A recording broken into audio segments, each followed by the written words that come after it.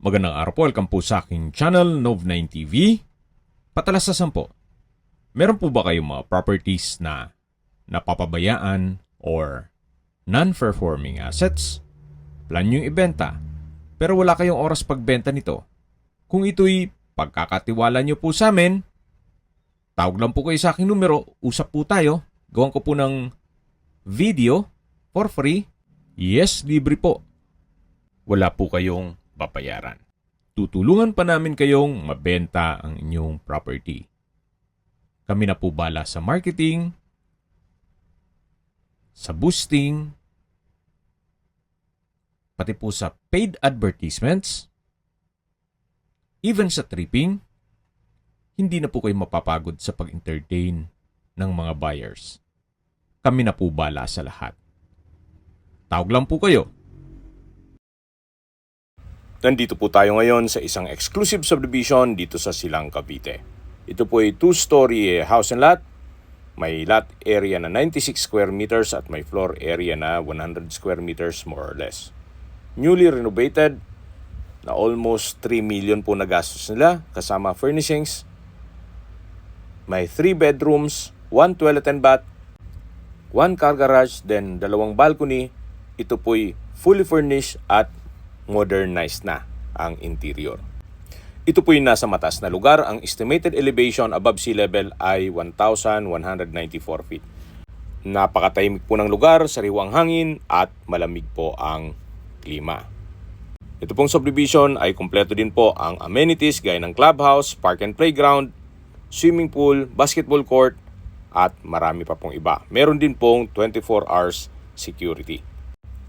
Ito po yung main gate. At dito po yung garahe. Actually, kung compact car, kasya po ang 2 sasakyan dito. At sa dulo naman po yung grilling area o barbecue area. Meron na rin po itong concrete fence hanggang sa dulo ng bahay. At mula po dito sa garahe, ito po yung area na to ay pwedeng gawing covered lanay. At dito naman po yung tinutukoy ko na enclosed area na grilling area. Naka PVC flute type wall panels. Itong wall. May table and chair. Then naka tile flooring. May access door papunta sa loob ng bahay. At ito po yung security gate. Balik po ulit tayo dito sa may garahe or covered lanay. Yan po yung main gate. At dito naman po yung open lanay na meron pong outdoor furnitures. May 4 na upuan at center table. Yan po yung pasad. Tunghayin nyo po. At sa taas po yung balkonahe. Yan po yung main door at yung sliding window na malapit sa living area. Pasok po tayo. At nandito na po tayo sa loob kung saan ito po yung living area o salas na high-end po lahat ng mga furnishings. Meron rin pong split type aircon, sofa set, center table, then wall-mounted entertainment rack at may TV na rin po siya. Dito naman po ay yung dining area na meron pong dining set. May chandelier. Napakaganda po ng disenyo, maaliwalas.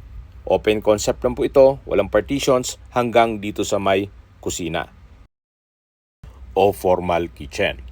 May pendant lamp, breakfast nook with high chair, may kitchen countertop, front load washing machine, wall-mounted kitchen cabinet o modular kitchen cabinet, kitchen drawer at storage ng kitchen utensils.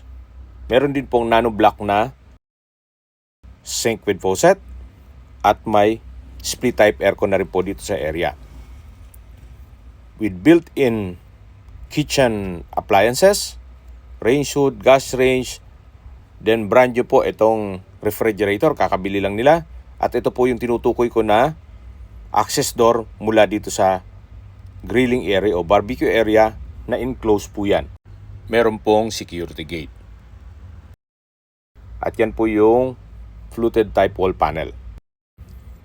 Tungayan nyo po ulit itong formal kitchen na kung saan meron po itong breakfast nook o island, may pendant lamp, at dito naman po yung dining area na meron pong dining set, at sa dulo naman po yung living area o salas na meron na ring sofa set. At ito pong ceiling ay meron din pong mga pin lamps o LED lights. Yan po yung TV. Kasama na rin po yan. At hanggang dito po ay meron pong fluted type wall panels na may secret door. Ito po yung banyo o toilet and bath. Maayos ang toilet fixtures. Ganitong water closet with bidet. Ito po yung naka-tile bathroom wall.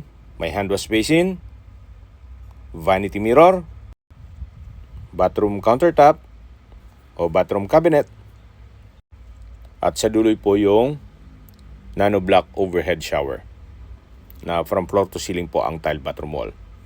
Yan po ulit yung toilet and bath. Balik po ulit tayo dito sa may dining area na may dining set, at yan po ulit yung living area, sa dulo yung main door. Ito naman po yung hagdan. Ito po yung naka-wooden staircase, glass handrail and railing. At aakyat po tayo. Samahan niyo po ako. Nandito na po tayo sa second floor.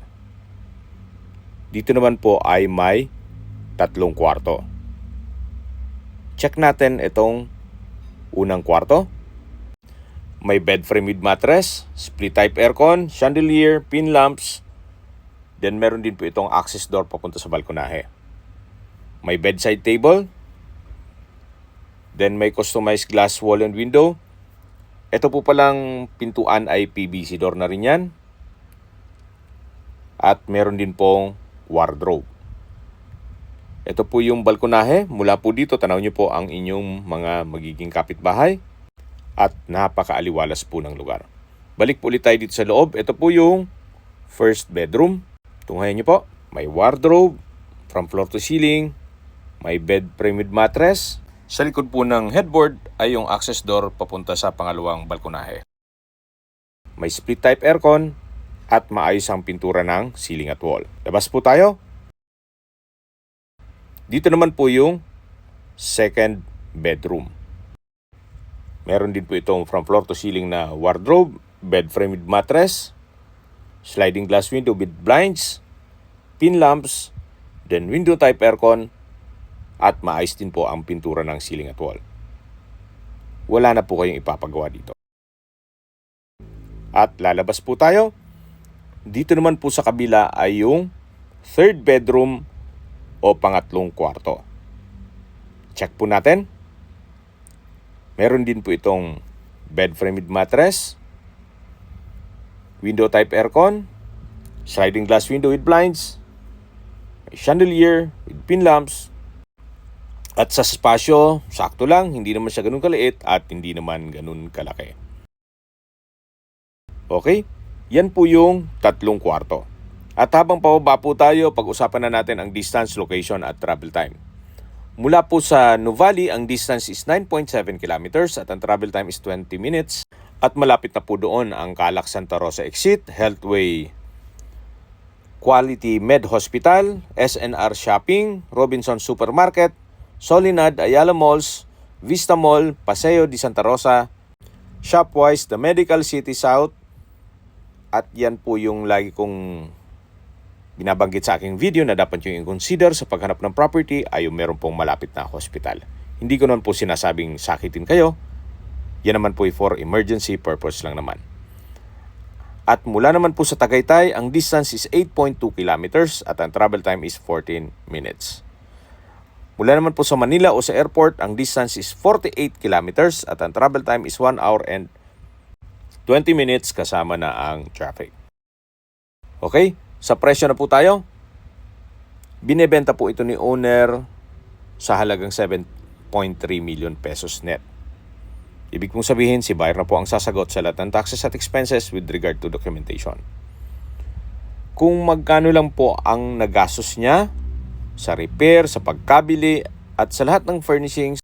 Actually, medyo talo pa nga daw siya eh. Gawa ng malaki talaga yung mga nagastos dito sa renovation at sa lahat ng furnishings. Para sa akin, fair deal na rin po itong presyo na 7.3 million pesos net. Gawa ng maayos naman po itong bahay. At syempre, secured po ang pamilya niyo dito. Ito'y nasa loob ng isang exclusive community na meron pa pong 24-hour security. Malapit po sa lahat, especially sa Nuvali at sa Tagaytay. Nakumpleto na rin po lahat ng business establishments, even hospital. Tunghayan niyo po, napakaganda, napakaaliwalas. At hindi lang doon, kompleto na po ang mga kagamitan. Pero lang po sa mga personal stuff ni owner, hindi po kasama. Pero lahat pong nakikita nyo na built-in at hindi naman personal na gamit nila ay kasama po. Pag-isipan nyo po ito, good deal na po para sa 7.3 million pesos. Kung maliit na pamilya kayo, pwede na po ito. Kung may mga katanungan po kayo at gusto magpaset ng tripping dito sa property na to, tawag lang po kayo sa aking numero. At sa mga kababayan naman natin nasa ibang bansa, meron po akong WhatsApp, Viber, Telegram at Signal. Same number lang po, 0917-316-3399. Sa mga nagtatanong naman po ng aming Facebook, meron po aming Facebook page na Nov9TV at Facebook Real Video. Meron din pong TikTok at Instagram. May ibang YouTube channel po kami, the Nov9TV channel, Nov9TV Listings, Nov9TV On The Spot, Nov9TV Updates, at Nov9TV House Rental. Sana po naibigyan nyo ang video presentation. Paki-like and subscribe na lang po sa aking channel para ma-update din po kayo sa aking future listings. Kung sakali po hanap nyo yung mas malaking sukat ng lupa, meron din po kami ibang listings na pwede nyong pagpilian. Huwag po kayong mag-atubiling tumawag sa amin.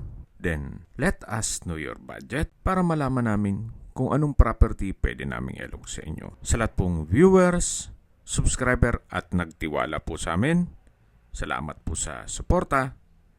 Ingat po kayo lagi at yung pamilya. Maraming salamat po.